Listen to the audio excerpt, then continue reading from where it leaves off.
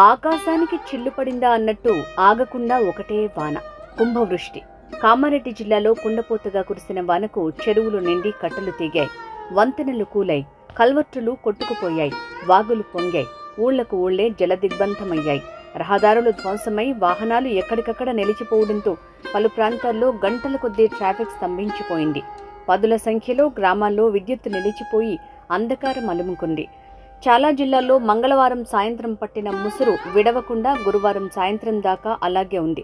కామారెడ్డి జిల్లాను భారీ వర్షాలు, వరదలు అతలాకుతలం చేశాయి. జిల్లా చరిత్రలో ఎప్పుడూ లేని విధంగా 2 రోజుల్లో రికార్డు స్థాయి వర్షపాతం నమోదైంది. జిల్లా కేంద్రంతో పాటు ఏ గ్రామాన్ని తండాకు కదిలించిన వరద కన్నీటి గాథలే. జిల్లాలోని రాజంపేట మండలం ఆర్గొండ గ్రామంలో బుధవారం ఉదయం 8 గంటల నుంచి మధ్యాహ్నం 2 గంటల వరకు కేవలం 6 గంటల్లోనే 36.8 సెంటీమీటర్ల వర్షపాతం నమోదు కావటం గమనార్హం.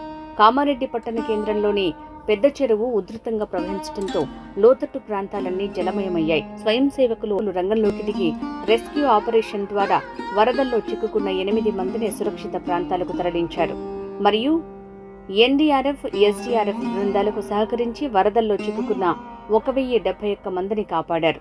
మొదటి రోజు కామారెడ్డి పట్టణ కేంద్రం నుంచి మొదలుకొని బిక్కనూరు వరకు 44వ జాతీయ రహదారిపై వరదలు ఉధృతంగా ప్రవహించడంతో బుధవారం రోజంతా వాహనాల రాకపోకలు నిలిపివేశారు. బిక్కనూరు మండలంలోని జంగంపల్లి, బస్వాపూర్ వద్ద జాతీయ రహదారిపై వరదలు చిక్కుకున్న పలువురు వాహనాలకు మొదటి రోజు 700 మంది పులిహోర, అరటి పండ్లు, బిస్కెట్ ప్యాకెట్లు, సురక్షిత తాగునీరు అందించారు. మహమ్మద్ నగర్ మండలం తుంకిపల్లి గ్రామంలో ముంపునకు గురై పాఠశాలలో ఉంటున్న వారికి సేవా భారతి ఆధ్వర్యంలో అత్యవసర మందులు మరియు అల్పాహారం, భోజనాలు ఏర్పాటు చేయడం జరిగింది. రాజంపేట మండలం నడిమితండా, లేతమావిడి తండావాసులు అత్యధిక వర్షపాతం నమోదు కావడం కారణంగా ఆ పక్క నుంచి ప్రవహిస్తున్న వరద పూర్తిగా తండావాసుల గృహాలు ధ్వంసమై నిరాశ్రయులయ్యారు. సుమారు 5 ఇండ్లు పూర్తిగా ధ్వంసమయ్యాయి. సుమారు 35 ఇండ్లు పాక్షికంగా ధ్వంసమయ్యాయి. చిన్న పిల్లలు, పెద్దలు 250 మంది నిరాశ్రయులయ్యారు.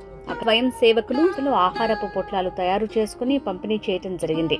2వ రోజు కూడా అందజేశారు. నిత్యావసర వస్తువులైన బియ్యం, మక్కపిండి, పప్పులు, ఉప్పు, కారం, నూనె, ప్లేట్లు, బౌగోన్లు, బకెట్లు, గ్లాసులు, బట్టలు, రగ్గులు అందజేశారు. తండావాసులు రాత్రి కూడా ఇబ్బంది పడొద్దనే ఉద్దేశంతో దోమకొండ ఖండ కేంద్రంలో సుమారు 30 ఇళ్లలో నుంచి 500 చపాతీలను సేకరించి అందజేశారు.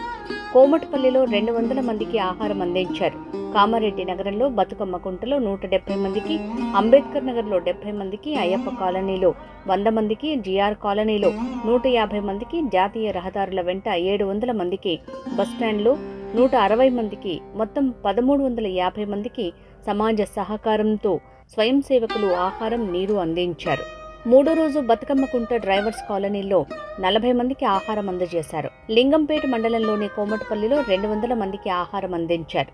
ఈ కార్యక్రమంలో ఆర్ఎస్ఎస్ స్వయం సేవకులు, సేవా భారతి కార్యకర్తలు సహాయ చర్యల్లో పాల్గొన్నారు.